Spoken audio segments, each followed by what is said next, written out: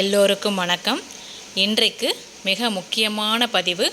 சனிக்கிழமை, சனி மகா பிரதோஷம்.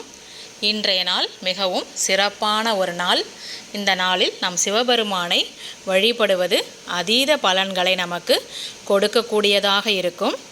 சனி பிரதோஷ தினத்தன்று சிவபெருமானை சென்று வழிபட்டால் 5 ஆண்டுகள் கோவிலுக்கு சென்ற பலன்களை நம்ம அடையலாம் அப்படின்னு சொல்லிட்டு ஐதீகத்தில் சொல்லியிருக்கு.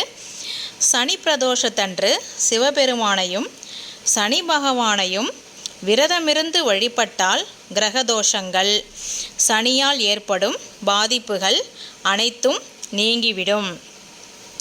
பிரதோஷ காலம் அப்படின்றது என்னைக்கு பிரதோஷமோ, சனி பிரதோஷமாக இருக்கலாம், இல்லை மற்ற பிரதோஷ தினங்கள், சோமவார பிரதோஷங்கள் அப்படின்னு எதுவாக இருந்தாலுமே மாலை 4 மணி முதல் 6 மணி வரையிலான காலத்தை பிரதோஷ காலம் என்று சொல்வார்கள்.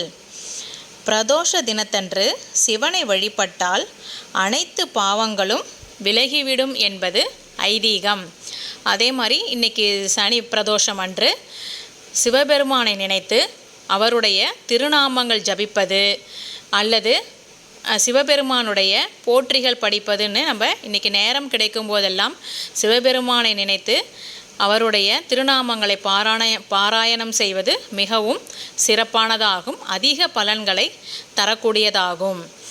அதே மாதிரி சிவபெருமானுக்கு 5 பொருள்களை இன்றைக்கி வாங்கி கொடுத்தால் குடும்பத்தில் இருக்கும் துன்பங்கள், துயரங்கள், கஷ்டங்கள் விலகிவிடும் அப்படின்னு சொல்லியிருக்கேன் இல்லைங்களா? அது என்ன பொருள் அப்படின்னு பார்க்கலாம்.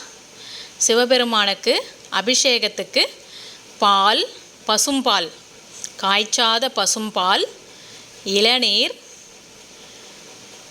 அடுத்தது மிகவும் சிவபெருமானுக்கு பிடித்தமான ஒன்று வில்வம், அடுத்தது தாமரை மலர்கள், அடுத்ததாக பார்த்திங்கன்னா தயிர்.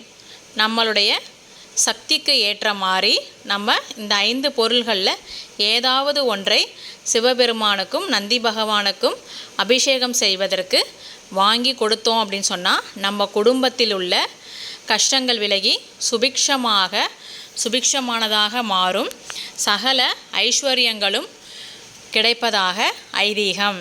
ஆதலால் இன்று சிவபெருமானுக்கு இந்த 5 பொருள்களை வாங்கி கொடுத்து நாம் அதீத பலன்களை பெறலாம். இந்த பதிவு உங்களுக்கு பயனுள்ளதாக இருந்திருக்கும்னு நினைக்கிறேன். நன்றி, வணக்கம். இந்த பதிவு பயனுள்ளதாக இருந்ததுன்னா மறக்காமல் ஒரு லைக் கொடுங்க. ஷாரா சிவா பல்சுவை சேனலை சப்ஸ்கிரைப் பண்ணுங்கள். இது மற்றவங்களுக்கும் போய் சேரணும்னு நினச்சிங்கன்னா ஷேர் பண்ணுங்கள், கமெண்ட் பண்ணுங்கள். தேங்க்யூ ஃபார் வாட்சிங். வாழ்க வளமுடன்.